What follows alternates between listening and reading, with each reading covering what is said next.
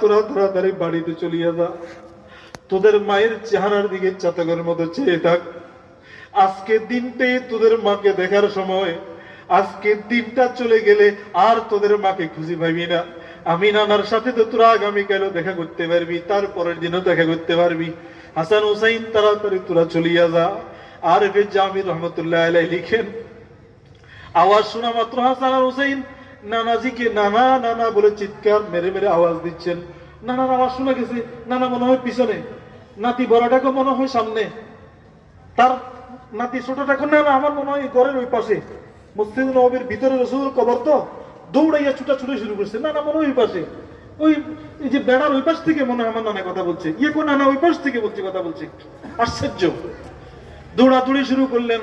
আল্লাহর হাবিব বলতেছেন, হাসান হুসাইন বেশি দৌড়াদৌড়ি করিও না, আমি রোজার ভেতর থেকে তোমাদেরকে মেসেজ দিতে আসি।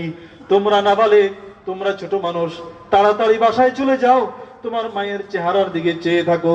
আজকে দিন চলে গেলে তোমার মায়ের চেহারাকে দেখার জন্য আর সুযোগ হবে না।